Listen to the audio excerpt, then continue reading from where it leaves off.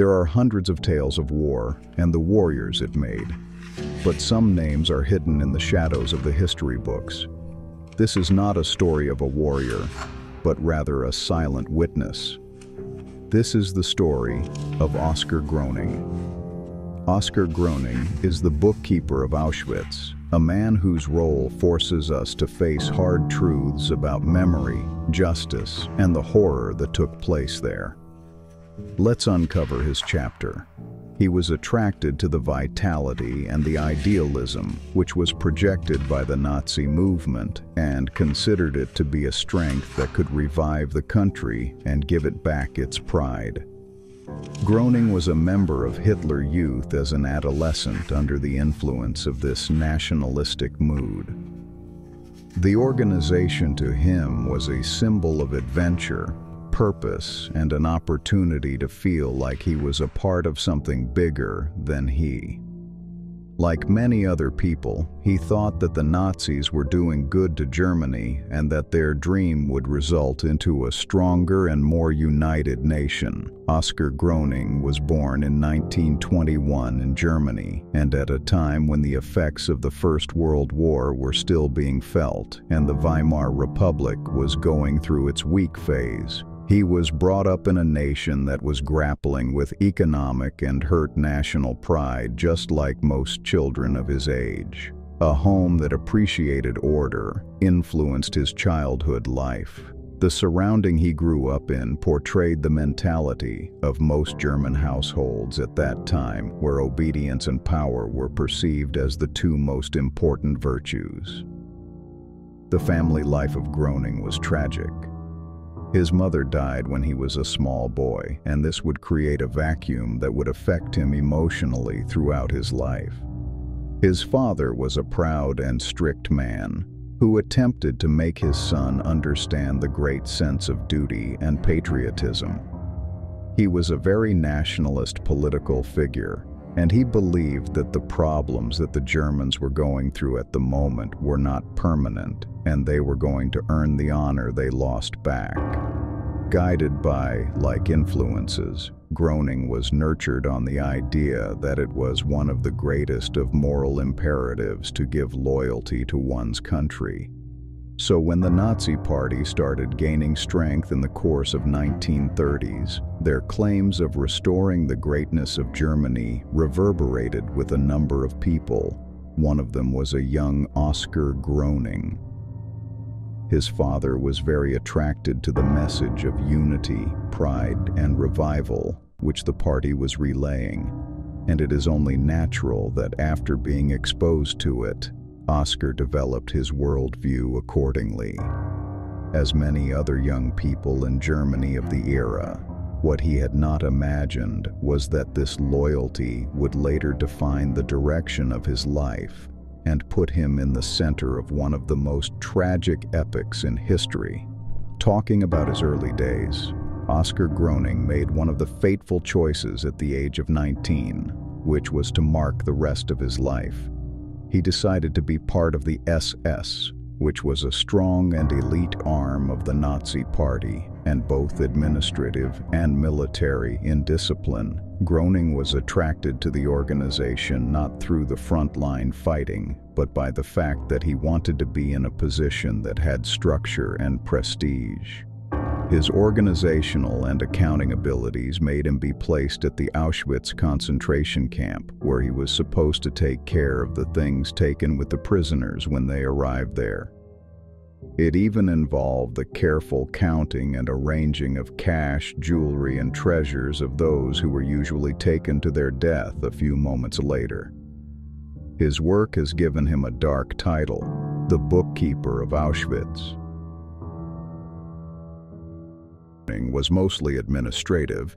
He was positioned in one of the most unimaginably awful locations in history, and his work was an essential component of the system that supported the work of the camp. He was not directly involved in the murders, but he always found himself at the center of the genocide machine.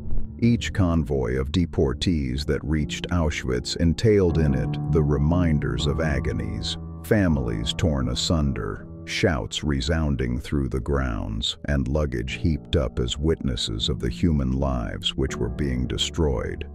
In the case of Gröning, the reality of what he had seen started taking a toll on his conscience. Later in life, the horrors he was witnessing could not be endured any longer. Gröning witnessed crowds pushed to gas chambers, smoke emerging out of the crematoria, and complete dehumanization of innocent men, women, and children. The psychological price of such an atmosphere bit him. He was very torn between the feeling of his own duty and the developing moral discomfort. Having become disturbed and overwhelmed, he finally asked to be transferred to another post so that he could be separated with the horrors of Auschwitz. His request was denied, leaving him to stay where he was.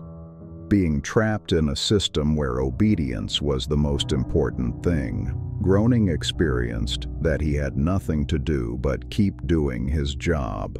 As much as his conduct was an excuse that he was doing administrative work, he was still part of the genocide machine. His Auschwitz experience would haunt him up to the rest of his life and would be a clear-cut example of how bureaucracy and obedience would help to create the inexplicable evil within the Nazi regime. Fast forward to a few years, Oskar Gröning came back to his native country of Germany after the conclusion of the Second World War, with the hope that he would forget the mess and destruction that had been experienced in Europe.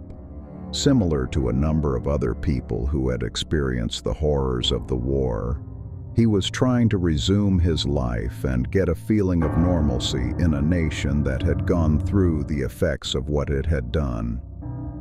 He was determined to lead a peaceful life and did not want anything to remind you of his former life. As he attempted to fit in the mainstream life after the war, Gröning later worked in a glass factory where he worked hard, and his fortune slowly increased as he ascended the ladder. With time, he became a manager and hence settled down to a career that was seemingly stable and calm. On the one hand, his life was not that bad, as it seemed calm and decent, whereas on the other, he had the big burden of memories he had carried back to Auschwitz. The atrocities he had witnessed there were never too distant, even though he never told about them to his colleagues, friends, and family. For decades, he did not say anything about his job in the concentration camp and tried to keep under the carpet the feelings of guilt and the traumatic experience that plagued him. German post-war climate tended to suppress any personal conversations about personal participation in the atrocities of the Nazi regime, and the silence of Gröning served as the defense mechanism against the judgment, as well as a means of clinging to a shaky sense of normalcy. At the same time, privately, however, the images of what he had viewed still reoccurred, reminding him that his past would never be able to be forgotten.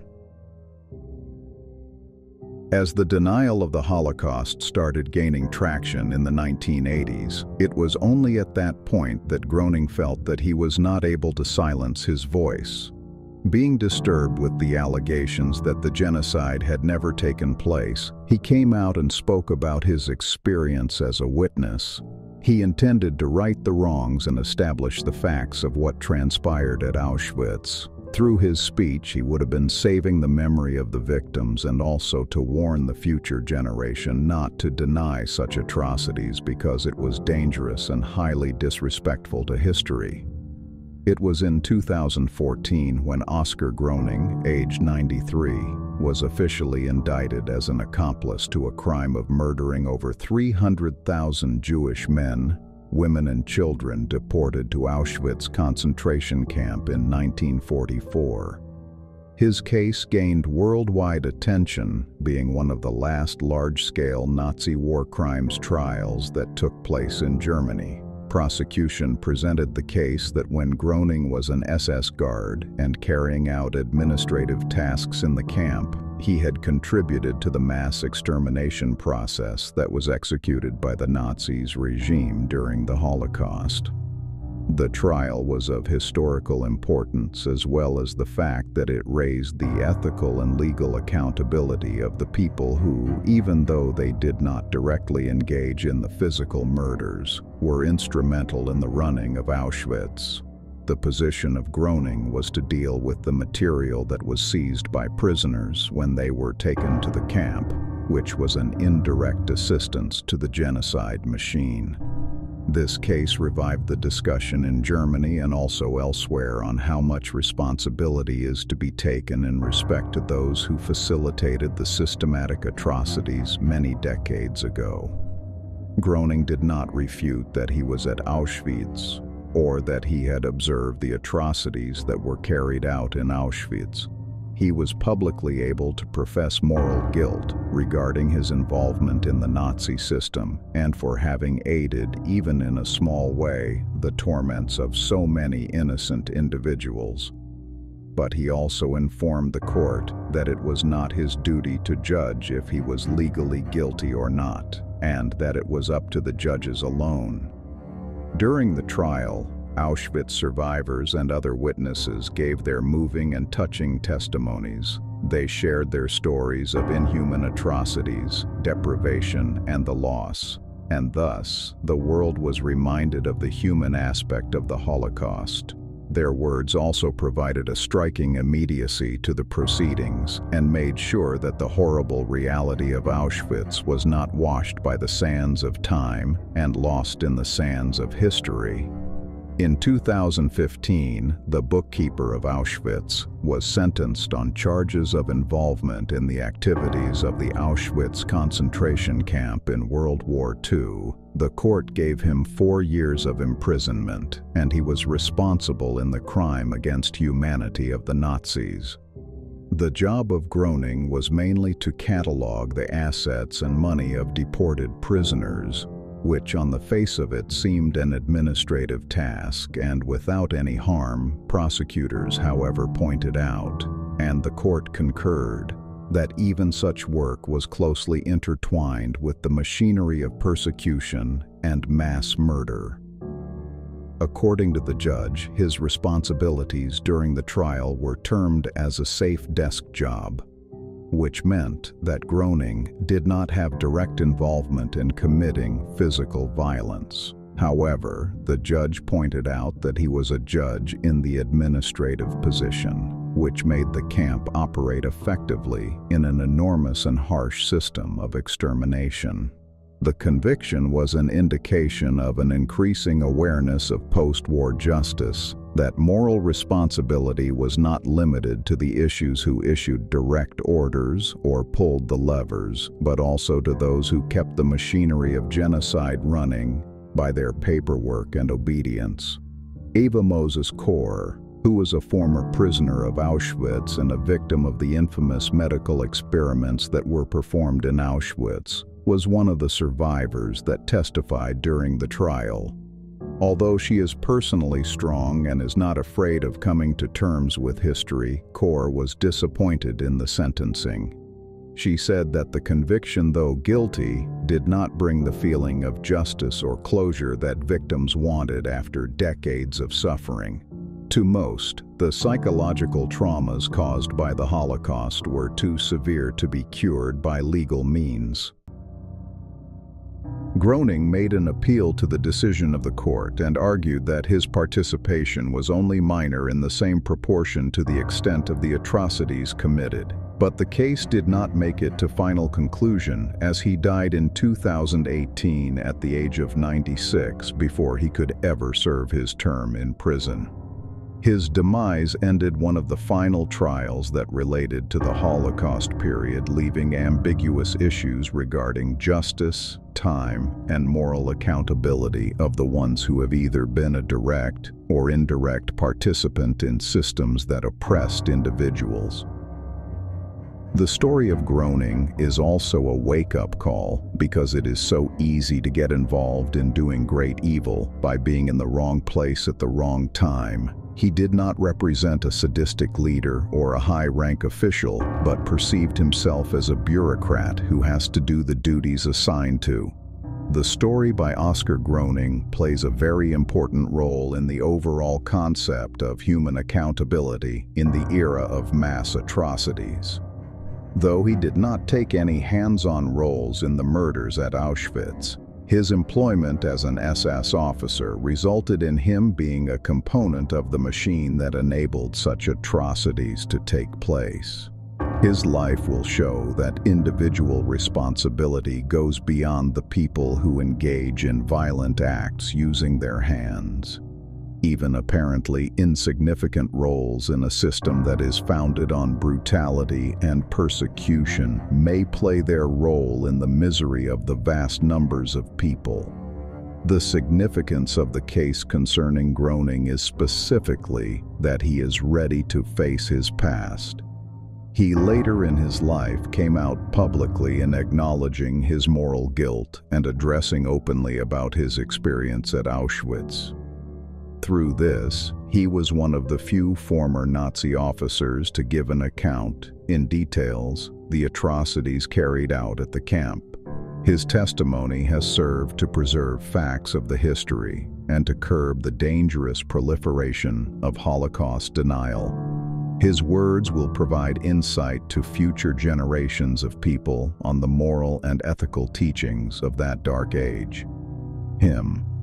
The very idea that an individual may engage in some of the most terrible actions just because he or she was given the orders makes an individual reflect considerably on the nature of a human, his or her obedience, and his or her choice. Through his example, he provokes all of us to ask ourselves how far personal responsibility will be reached in oppressive systems.